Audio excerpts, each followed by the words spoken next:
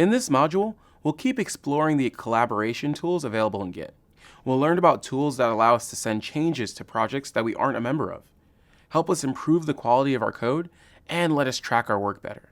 Some of these tools will be specific to GitHub, but most of the Git repository hosting services have similar tools, so the concepts will still apply if you decide to use a different platform. In recent years, GitHub has become a super popular platform for collaboration across many projects. It's used heavily for open source projects. These are projects that allow anyone to use, copy, and modify their code. Having the code published online means that anybody in the world can learn from what the project is doing, and even collaborate on fixes and extra features. It also helps us learn from each other because we can look at how others have solved the problem that we're tackling. I regularly use GitHub to look up code snippets for things that I'm interested in. Most recently, I looked up examples for a movie theater seat finder because I was working on a similar feature for a personal project of mine. If you're trying to learn a new technology, it's a great idea to practice your skills by contributing to a project that uses that technology. To do that, you'll need to know how to interact with the project. This includes how to send bug fixes, how to make sure that your fixes are applied, and even how to figure out which fixes are needed. In this module, we'll cover that and a lot more. So are you excited? I'm excited. Let's get started.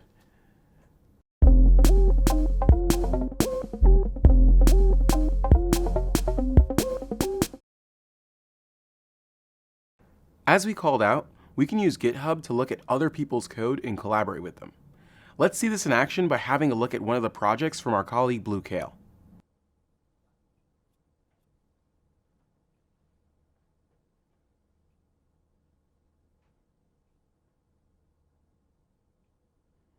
Okay, so our colleague has created a project to include all validation functions. Let's have a look at the validations py file.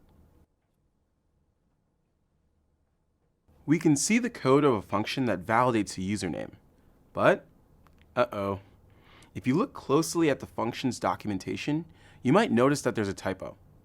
We can improve our colleague's code by fixing that typo. Let's do that. We'll click on the little pencil icon, which lets us edit the file directly from the web interface. We're trying to edit a file in a project that we don't have write access to. GitHub tells us it created a fork of this project for us, which we can commit our changes to.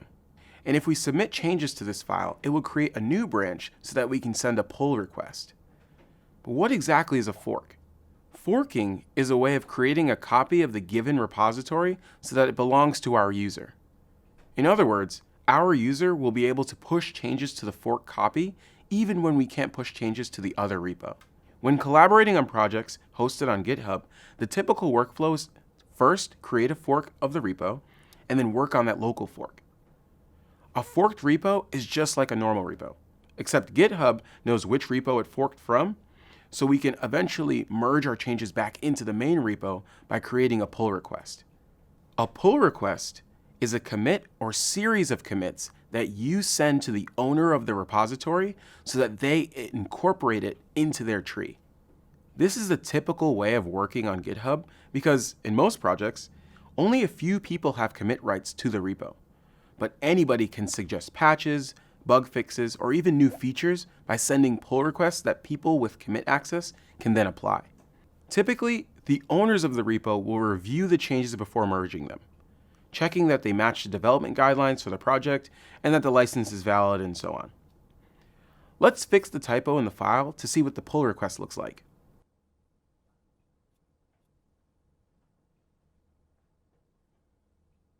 Once we're done making changes to the file, we can make a change proposal by scrolling down and filling in the description of the change. In this case, we fixed a typo in the function documentation.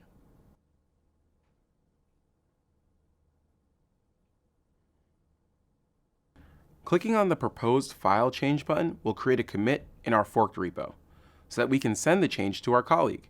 Let's do that now.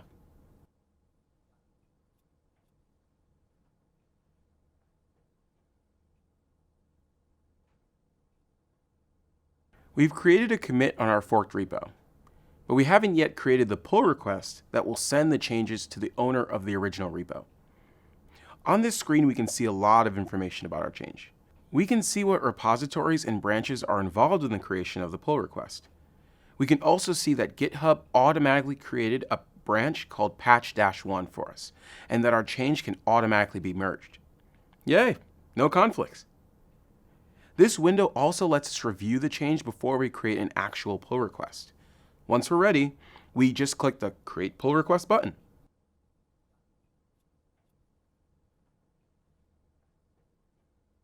This opens a text box where we can enter comments about our change. In this case, our change was really simple. We just fixed a typo, so there's nothing extra to add. If we were suggesting a more complex change, we could use this text box to provide more context. The checkbox at the bottom lets us allow edits from maintainers.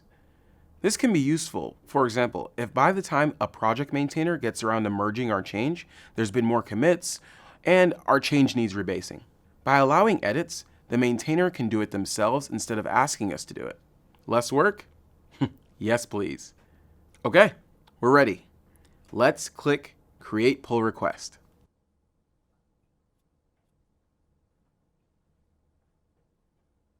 Cool. We've created a pull request with our change. Our colleague can now look at it and decide whether they want to merge it to the project or not.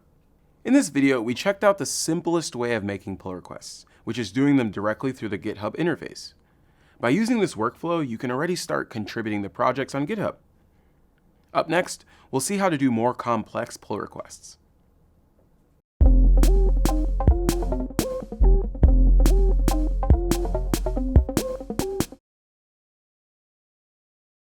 In our last video, we saw how to create pull requests directly on GitHub by using the web interface to edit files. This works for simple changes like fixing typos or adding documentation to a function. But it's not so great for making larger changes that we want to preview or test. To do that, we'll normally have a local copy of the repo in our computer and work with the forked repo as a remote. We'd need to use all the Git commands that we've learned up till now to do this.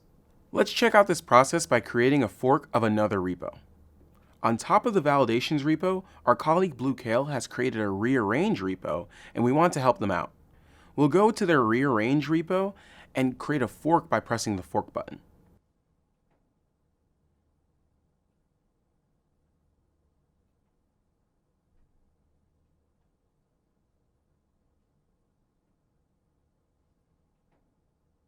It takes a few seconds to create a copy of the repo for our user. The copy will contain the current state of the repo, including files and commit history. Once the fork's created, we're shown a page that corresponds to the same repo name, but it's under our user. See how it shows that it's a forked repo by stating the original repo under the name? All right, we've created a forked version of the repo on GitHub. We can now get a local copy of the repo on our computer by copying the URL and then calling the git clone command with it.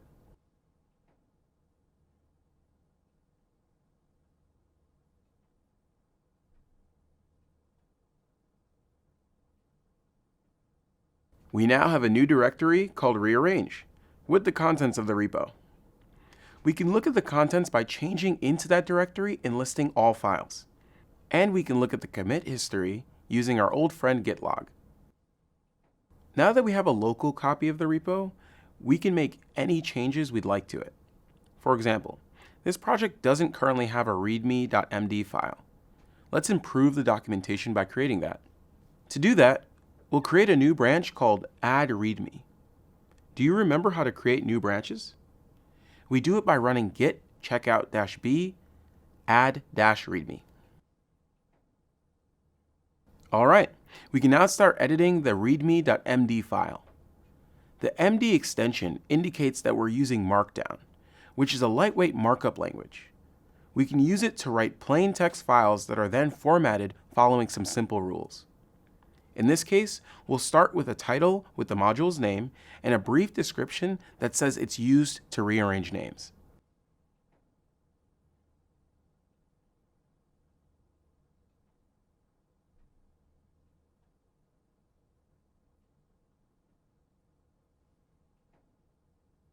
All right, our README file is small, but it'll do for now. Let's save it and commit it.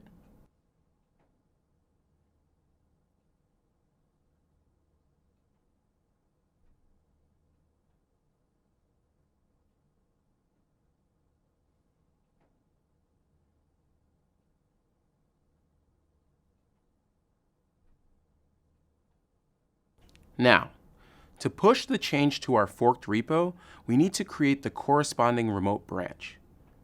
Do you remember the command for that? Yep, it's git push-u origin add-readme.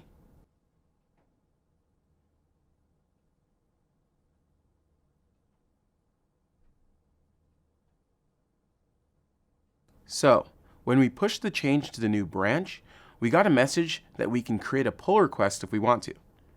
We'll do that in a minute. First, let's check out how our file looks when rendered.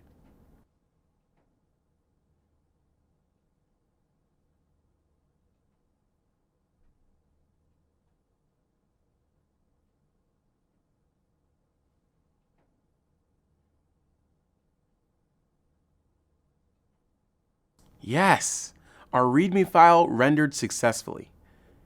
We're ready to create a pull request for our change. To do that, let's look at the top of the project page. Github tells us that our branch is ahead of the original repository's master branch by one commit, which is the commit we just made. We can start our pull request by clicking on the pull request link.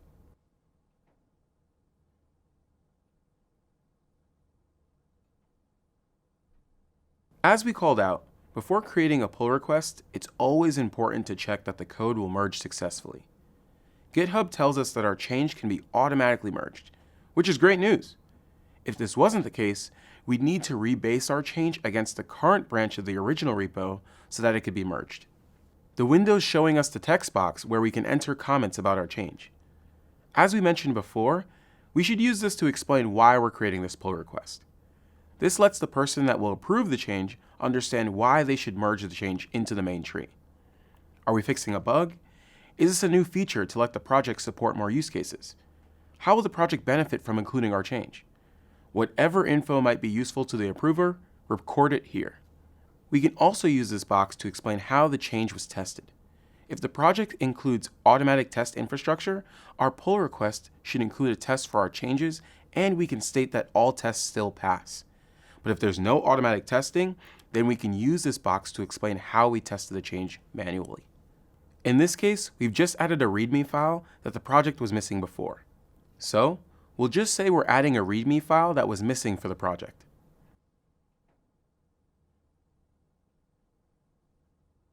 We should also check that the change we're sending looks correct. And it's always a good idea to double check that we're sending the right change. To do that, let's look at the diff that appears at the bottom of the page.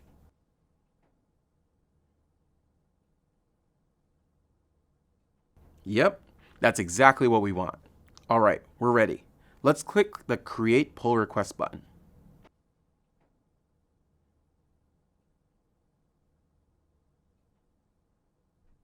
Awesome! We've created our second pull request. The number next to the name of our pull request is the identifier that's used in GitHub to track issues and pull requests. We can use this identifying number to access this pull request anytime we need it. But why would we need to access a pull request after we send it? It's pretty common for project maintainers to come back with questions, comments, or even ask us to fix our pull requests. Imagine you just finished preparing a pull request for a great new feature, and you get a comment saying that it's missing some documentation. What would you do?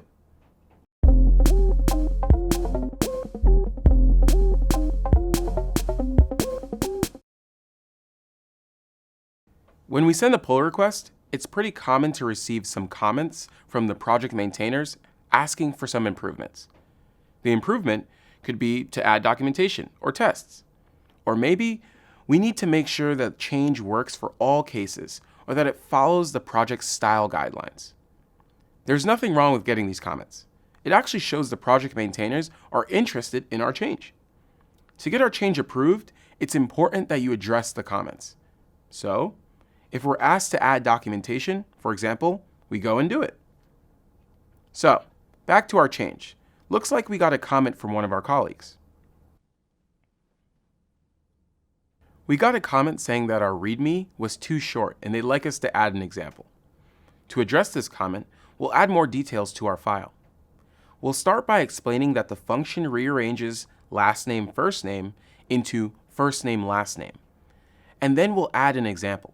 We'll say that calling rearrange name with Turing, Allen As the parameter, we'll return Alan Turing.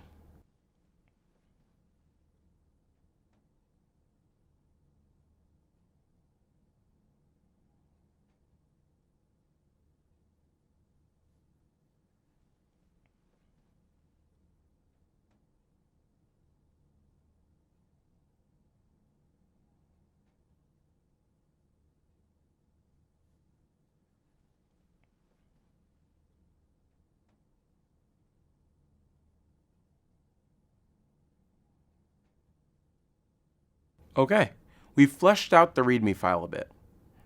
Now we can add our changes and commit them to the repo as usual. Let's run git commit and pass a commit message saying that we've added more information to the README. And after that, we'll push the change to the repo.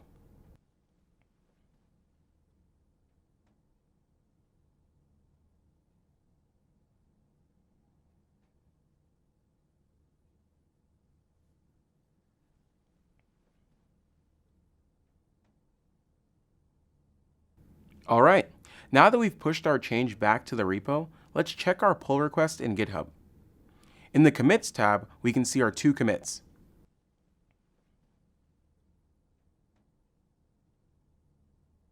Our commit now shows up as a part of the same pull request.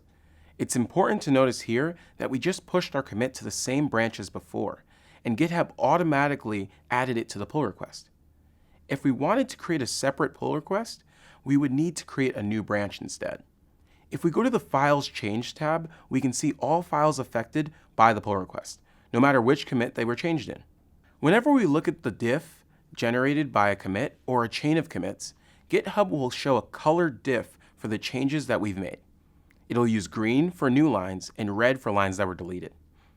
If only a part of the line changed, it will highlight that specific part of the line. In this case, it's a new file, so all the lines are additions. Check out how we see only one file even when there are 2 separate commits. What we're seeing is the difference between our repo and the original repo we created the pull request for. We can also click on the preview icon and show the rendered markdown contents. GitHub renders our file and highlights the changes. Keep in mind that each project in GitHub may work slightly differently. Some projects may ask you to have only 1 commit in your pull requests. Other projects may ask you to rebase against the latest master branch when your pull request is ready to be merged back into the main tree. GitHub allows projects to set their contribution guidelines. You'll find a link to them whenever you create a new pull request or issue in a project. So, make sure you've read these guidelines and that your pull requests match them. In this video, we saw how to update our pull requests by doing new commits in our local Git repository and pushing them to the remote repository. We'd seen before how to use the Git web interface to create new pull requests, and we can use this interface to update a pull request. This can be handy when the change that we want to make is small, like fixing a typo or adding an extra sentence to the documentation. Up next, we'll talk about what to do if you're asked to squash your changes into a single commit.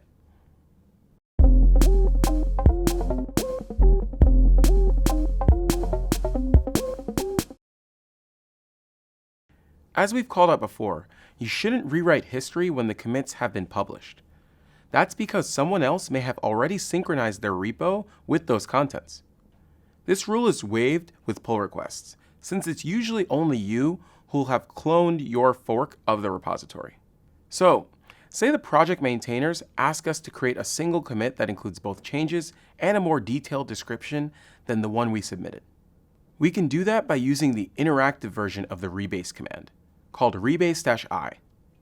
As the parameter to the command, we'll pass the master branch. So, we'll call git rebase-i master. When we call an interactive rebase, a text editor opens with a list of all the selected commits, from the oldest to the most recent. By changing the first word of each line, we can select what we want to do with the commits. The default action here is pick, which takes the commits and rebases them against the branch we selected. This is what we did with git rebase in an earlier video, when we called it without the -i flag. But now we can change the action to something else. The comments in the file tell us all the different commands we can use for our commits. For example, we can reword a commit message, keeping the changes as they are, but modifying the commit message. We can also edit the commit to add or remove changes from it. We have two options for combining commits, squash and fix up. In both cases, the contents of the selected commit are merged into the previous commit in the list. The difference is what happens with the commit messages.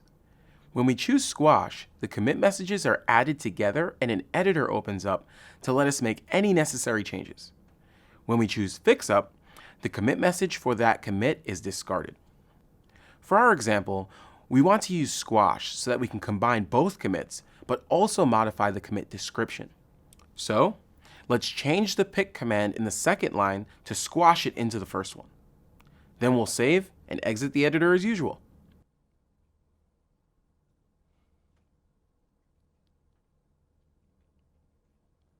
Once we've told Git that we want to squash a commit onto the one before it, we're given another file to edit. In this case, it's the combined commit message. As usual, Git shows us some helpful information in the comments, including which files are modified and what commits are being combined. We want to improve the description by adding more info about our change. Let's add we're including an example use case.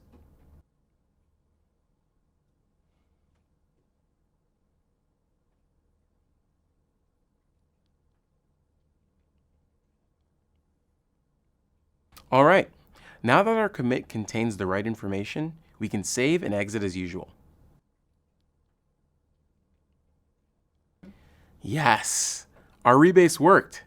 Let's check the output of git show to see the latest commit and the changes in it. Success!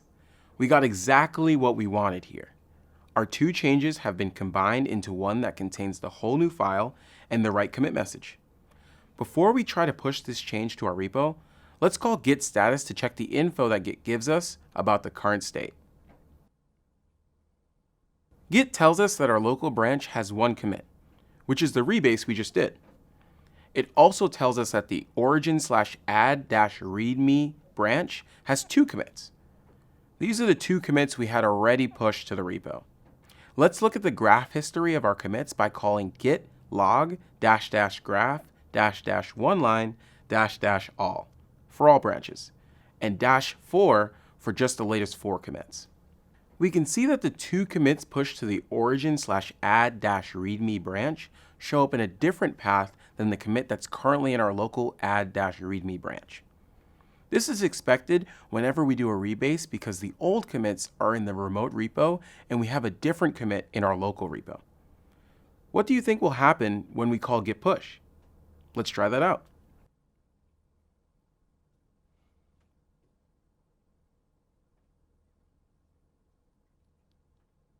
As we expected, Git doesn't like us trying to push our change because it can't be fast forwarded. But in this case, we don't want to create a merge. Instead, we want to replace the old commits with the new one. To do this, we'll call git push-f to force Git to push the current snapshot into the repo as is.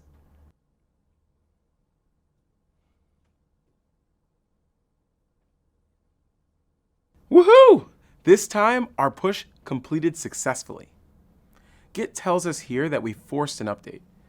Let's look once again at our history graph by running git log --graph --oneline -all -4. This time, it's just one commit on top of master. The divergence is gone. Now, let's look at the contents of the pull request.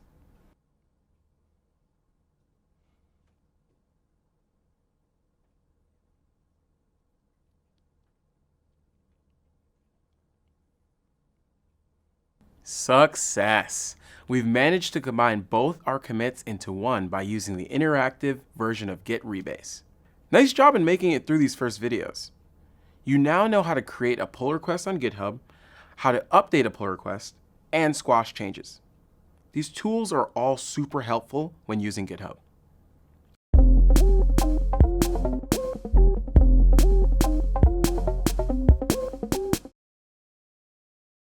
We can actually use the same tool and process to do reviews of any text file, including configuration and documentation. Doing a code review means going through someone else's code documentation, or configuration, and checking that it all makes sense and follows the expected patterns. The goal of a code review is to improve the project by making sure that changes are high quality. It also helps us make sure that the contents are easy to understand, that the style is consistent with the overall project, and that we don't forget any important cases. Reviews increase the number of eyes that have checked the code. This increases the code quality and reduces the amount of bugs. It doesn't mean that there'll be no bugs, but at least the most obvious bugs will be caught. Also, this helps spread knowledge, since both the code writers and the code reviewers now know what the code is doing. When we work in the same office as our teammates, we can do reviews in person by looking together at the changes and discussing how the contents fit together. But when the person that we're working with is in a different office or time zone, we're better off using a code review tool. Code review tools let us comment on someone else's code. This lets us leave feedback on how they could make their code better. Common code issues are unclear names that make the code hard to understand, forgetting to add tests, or forgetting to handle a specific condition. If we're writing documentation, our reviewer can help us catch typos and things that aren't totally clear. On platforms like Github, it's common for projects to only require reviews for people that don't have commit access, while the project maintainers can commit directly. But doing code reviews improves the code's overall quality. Today, some open source projects and lots of companies require code reviews for everybody. This isn't because they don't trust them, but because they want the highest quality code. And code reviews are how they get there. One thing to always remember, code reviews are not about us being good or bad coders. They're about making our code better. And not only that specific review, but in general. By getting feedback, we can keep improving our code techniques. And by reviewing other people's code, we can also learn new and different ways of achieving results. Like everybody else, after toiling for hours on a problem and finally solving it, all I want to do is submit my code and be done with it. But this rarely happens. Code reviews usually send me back to the drawing board with small errors and nitpicks. But that's a good thing. These code reviews point out things that we might have missed along the way and ensure that our code makes sense to others. One example that springs to mind is back when I was writing a script for an Android bug report parser. After hours of fiddling with the code and writing tests to back up what I did, I finally sent it to a code review and thought I was done. Turns out, I had a bunch of little style guide errors that my reviewer wouldn't let me get away with. More importantly, while fixing the style errors, I noticed that I had forgotten a major use case in my script that would have stopped my code from working. So I fixed both the style errors and the missing use case and could submit my change with a smile. At Google, we believe deeply in the value of reviewing everything we do. Even the contents of these courses have been reviewed by lots of people.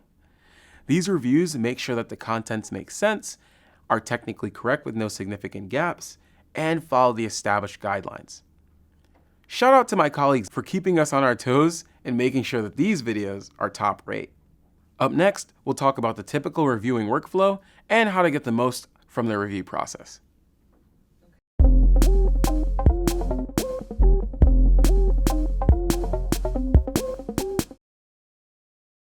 In our last video, we explained what code reviews are and how they can make our code better.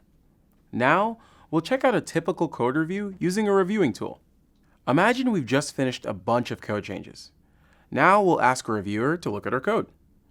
The reviewer might say that everything is okay and our change is approved, but usually they'll find something that needs improving.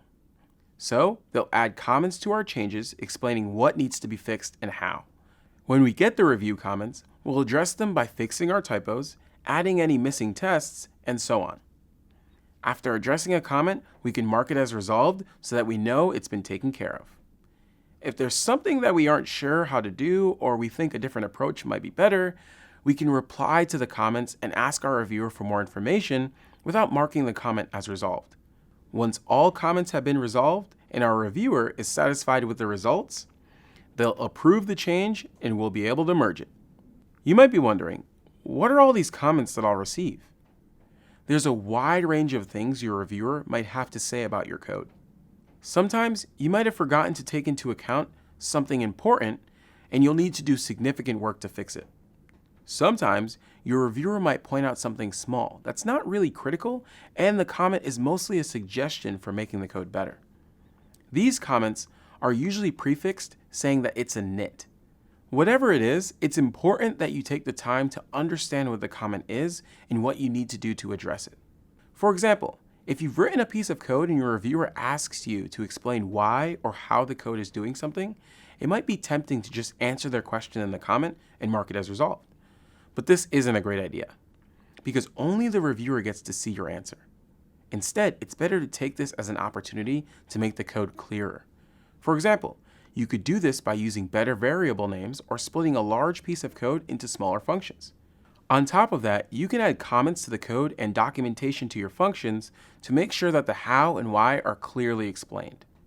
It's common for code reviews to include several comments about the style of the code. To avoid a lot of back and forth, it's a good idea to refer to a style guide that explains the preferred coding style for the project. For example, lots of Python projects use the PEP8 style guide. If the project you're contributing to doesn't include a style guide, make sure that you ask for one. And in case you need inspiration, we've included links to some common style guides in the next reading. There are a bunch of code reviewing systems out there, and while they all follow the same patterns, they don't all work exactly the same way. In some code reviewing tools, you'll need one of the project maintainers to approve your code before it's submitted. In other tools, you'll just need to get a couple +1s from contributors to the project before you can submit. The goal is to always ensure that your code has been reviewed by people who are familiar with the project so that it's ready to be submitted. Can you think of a project you've worked on in the past where code reviews could have been helpful? Maybe you worked as a part of a team and had trouble making sure that everyone agreed on how things should be done. Or maybe you were learning how to use a new tool and you would have benefited from a second pair of eyes on your work. No matter how simple or complex a project is, it can always be improved with good code reviews. Up next, we'll dive into how this code reviewing process works on GitHub.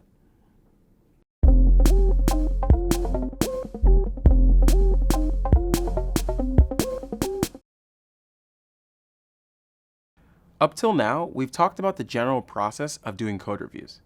This process applies to any platform with code reviewing tools.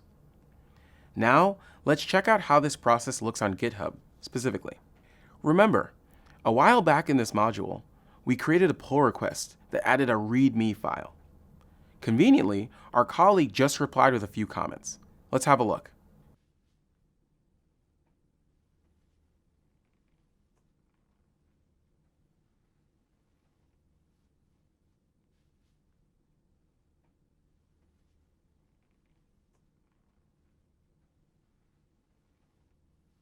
The code review has one overall comment, and line by line comments highlighting the things that we need to get done. We can view all changes requested for the file we created by clicking on the View Changes button.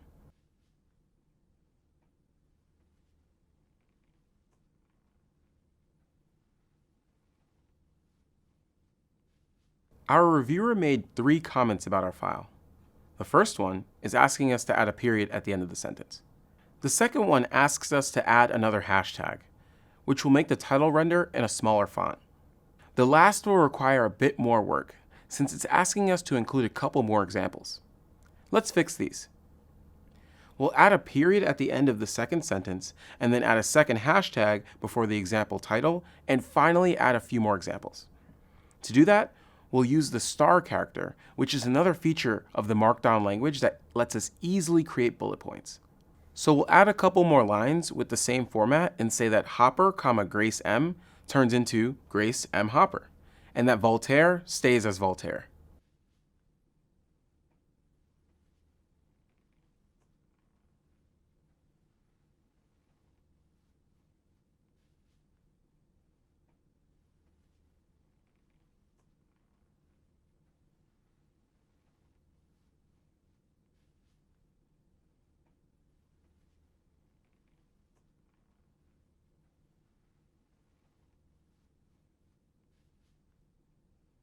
All right, we've addressed all the comments in our code review. Let's save our file and then commit the changes. Since we want this change to be a part of the previous commit, we'll call git commit-a with the -- amend flag, which will edit the original commit.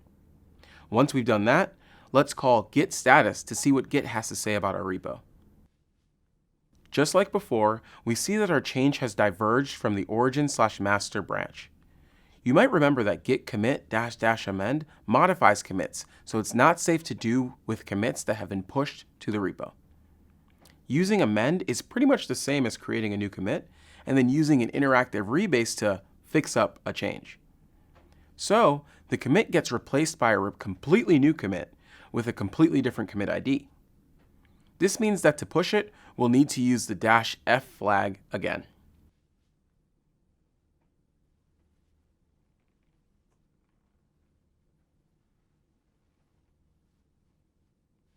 Remember that forcing pushes is fine for pull request branches because nobody else should have cloned it. But this isn't something that we'd want to do with public repos. All right, we've done what our colleague asked. Let's now go back to look at the pull request and resolve the comments.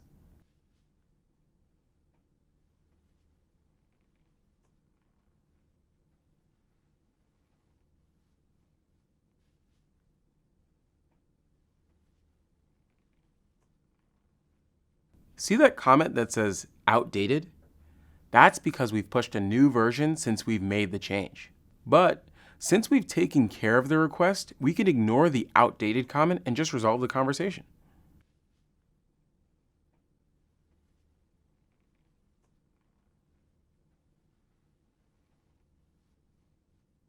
Cool. We've addressed all the comments.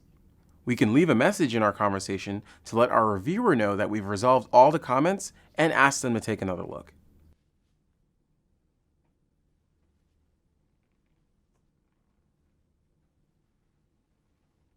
Our reviewer can now check out the new changes and approve them if they're satisfied. As with lots of other topics we've covered, making the most out of the code review process will require some practice.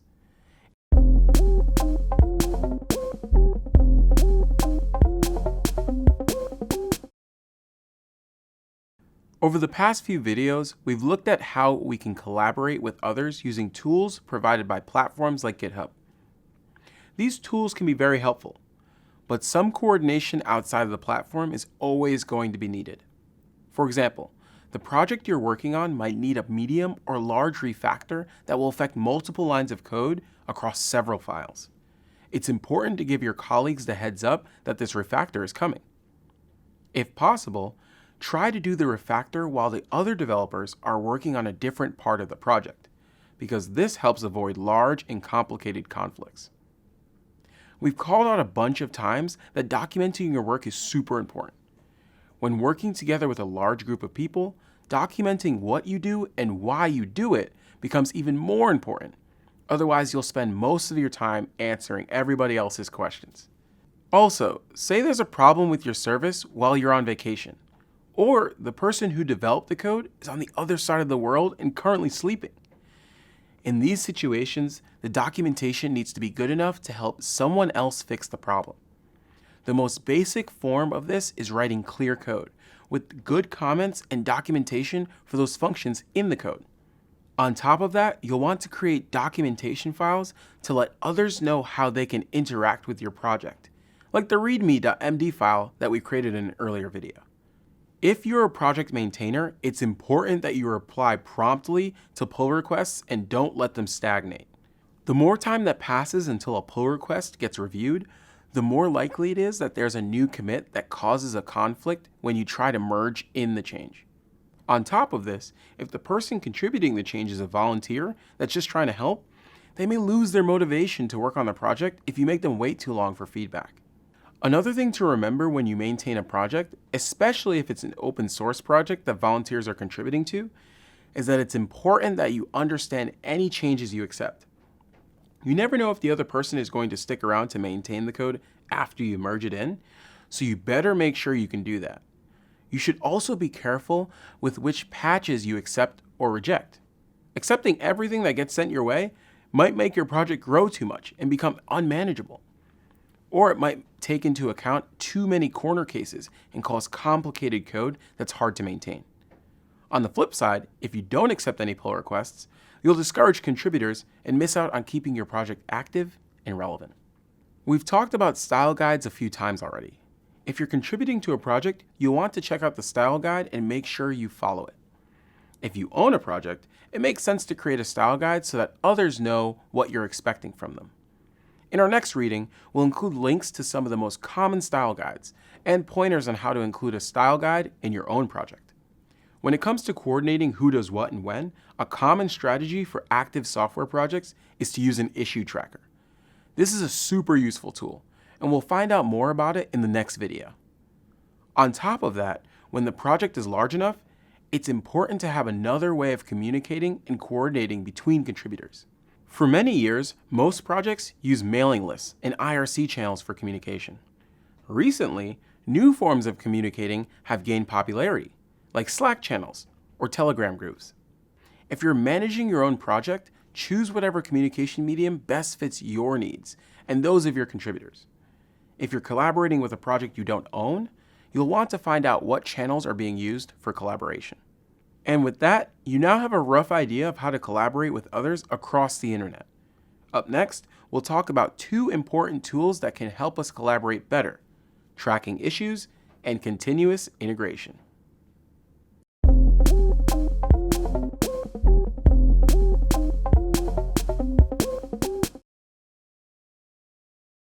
Deciding who's going to do what is critical when collaborating with others. With no coordination, 2 or more people might spend time working on the same part of the project, while nobody works on the other critical parts. Imagine that you and your colleagues decided that you'd work on building automation software for keeping the computers on your network up to date. But then instead of dividing the task into smaller pieces and assigning them to different people, you just randomly started working on some part of the infrastructure. The result would probably be total chaos, with different pieces of software that won't work well together and lots of gaps that nobody worked on. For small teams, it's usually easy enough to discuss in person who's going to be working on what. But as soon as the group starts growing, talking about responsibilities and what to do next becomes more of a hassle.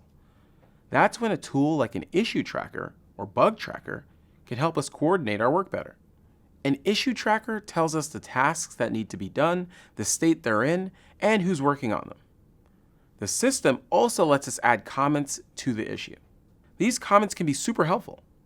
They can give us more details about the problem, explain a way to solve it, or detail how to test if it's been solved. Issue trackers aren't just useful for people actively working on projects. They also let users report bugs when they come across them, even if they don't know how to solve the problem. Sometimes users come across problems that we never even thought possible, and having them report these issues through a bug tracker can help make our projects better. And the tracker can also help volunteers that want to start contributing to the project. Having a clear, visible list of the pending work lets new contributors figure out how to help and where to jump in. There are a bunch of different solutions to track bugs or issues. There's a popular bug tracker called Bugzilla, which is used by quite a few open source projects. On the flip side, platforms like Github have an issue tracker baked in. So, if you're hosting your project there, it can be very handy to track work on your project, like the problems to solve, the features to add, and the use cases to include. Let's check it out.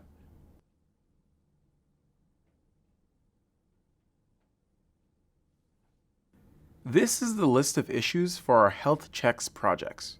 For now, it only has one issue asking us to update our documentation. One of our colleagues suggested that we create a new health check that verifies if there are any critical error messages inside the system logs, like kern log or syslog. Errors that appear there might help troubleshoot some interesting problems. So, this sounds like a good idea for a new check. Let's create an issue for this feature by clicking on the New Issue button.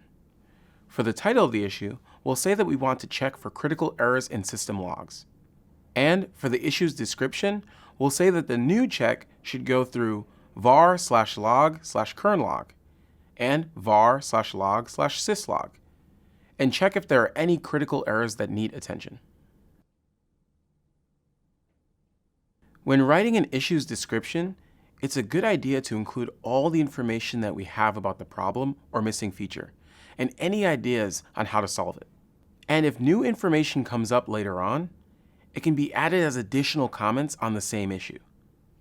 Great. We're now ready to submit the new issue.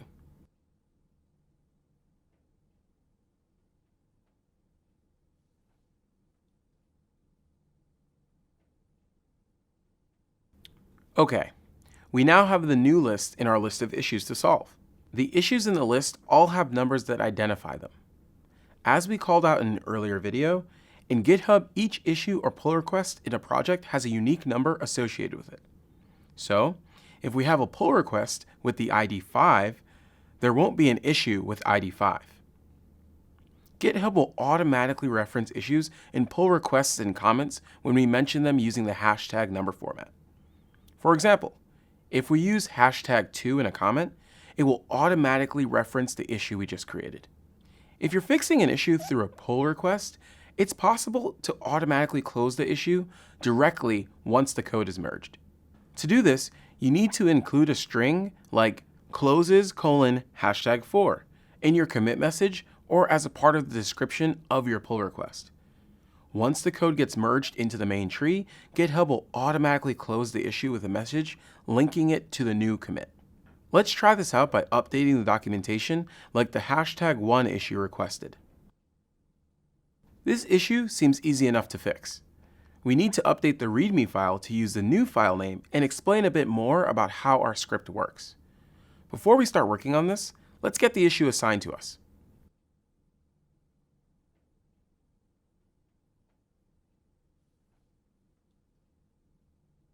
Assigning issues to collaborators helps us track who's working on what. By assigning the bug to yourself, you can let others know that you're working on it so they don't need to. All right, let's update the documentation.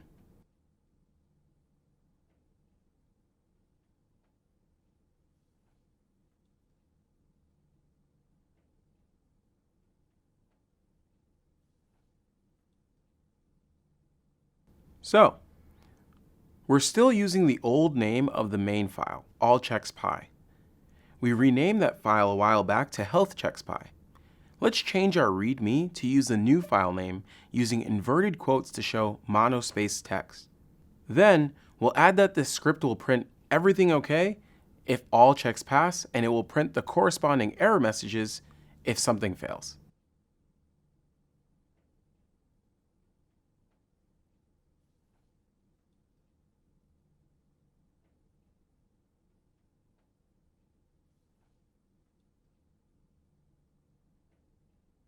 We've updated the documentation. Let's save the file and commit this change. This time, we'll call git-commit-a so that we can edit the commit message in the text editor. We'll say that we've updated the README to use the new name of our script. And in the longer description, we'll add that we've included more info about how the script works. Finally, we'll wrap up by adding the string closes#1 so that the issue will get automatically closed once this commit is integrated into the main tree.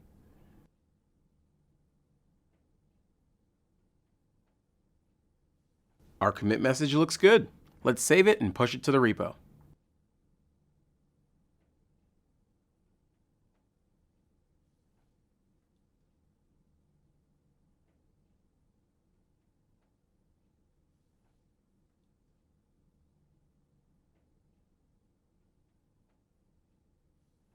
Now, let's go back to the issue that we were addressing.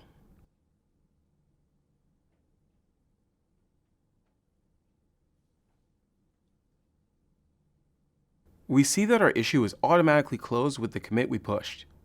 We can click on the commit ID to see the full commit.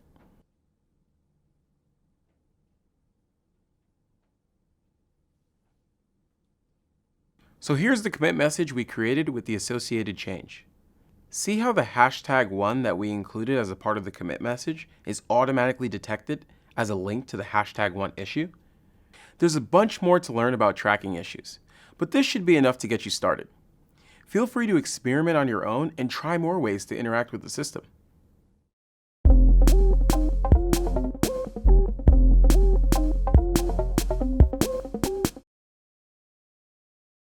Throughout this course, we've been making changes to our files. Sometimes we ran them manually to test if they still worked after the change. Sometimes we just forgot to do that. This is common for any software project, no matter how big or small. As humans, we're not great at remembering to do lots of stuff.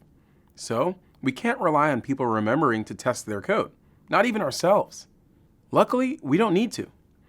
We can write automated tests to test the code for us, and then use a continuous integration, or CI system, to run those tests automatically.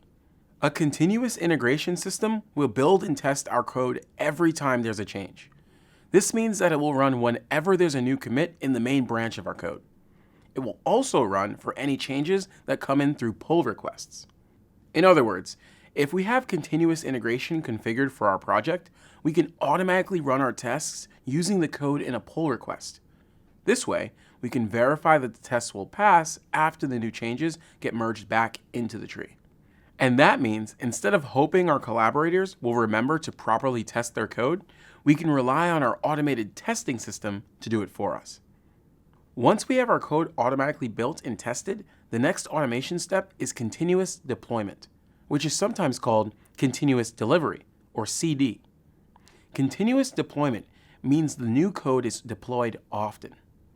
The goal is to avoid rollouts with a lot of changes between two versions of a project, and instead do incremental updates with only a few changes at a time. This allows errors to be caught and fixed early. Typical configurations include deploying a new version whenever a commit is merged into the main tree, or whenever a branch is tagged for release. There's a large world of tools and platforms related to CI/CD, which is what the whole system is usually called. One popular option is Jenkins, which can be used to automate lots of different types of projects. Some repository hosting services, like GitLab, provide their own infrastructure for doing continuous integration. GitHub doesn't offer an integrated solution. Instead, the popular alternative is to use Travis, which communicates with GitHub and can access the information from GitHub projects to know which integrations to run. No matter which tool you use, there are a bunch of concepts that you'll need to deal with when creating your own CI/CD. The first one is a concept of pipelines. Pipelines specify the steps that need to run to get the result you want. For a simple Python project, the pipeline could be to just run the automated tests. For a web service written in Go, the pipeline could be compile the program, run the unit tests and the integration tests, and finally deploy the code to a test instance. Another concept that turns up when doing CI/CD is artifacts. This is the name used to describe any files that are generated as part of the pipeline. This typically includes the compiled versions of the code, but can include other generated files, like PDFs for the documentation or OS-specific packages for easy installation. On top of this, you might want to keep the logs of the pipeline's build and test stages to review if things fail. When setting up CI/CD, we have to be careful about how we manage secrets. If our pipeline includes deploying a new version of the software to a test server, we'll need to somehow give the software that's running the pipeline access to our test server. There are a bunch of different strategies to do this, like exchanging SSH keys or using application-specific API tokens. For some pipelines, it might be unavoidable to use one of these methods. But be aware that you're giving access to your test servers to the owner of the service that's running the pipeline for you. It's a bit like giving your house keys to the person checking your heating once a year. So, 2 things to remember. First, make sure the authorized entities for the test servers are not the same entities authorized to deploy on the production servers. That way, if there's any kind of compromise in the pipeline, your production server is not affected.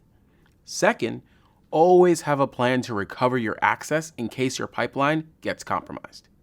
If you want to set up Travis for your GitHub project, you can do that by logging into the Travis website at www.travis-ci.com using your GitHub account. Then enable the projects that you want to continuously integrate. After that, you'll need to add a configuration file to your project, written in YAML format that states the language your project is in and which steps to take for the pipeline. This file can be very simple if your project follows the typical configuration for the language you're using. But it can also become very complex if you want to run a complicated pipeline with lots of stages and steps outside the default. Congratulations on finishing this lesson in the Google IT Automation with Python certificate. Access the full experience, including job search help, and get the official certificate by clicking the icon or the link in the description. Watch the next lesson in the course by clicking here, and subscribe to our channel for more lessons from upcoming Google Career Certificates.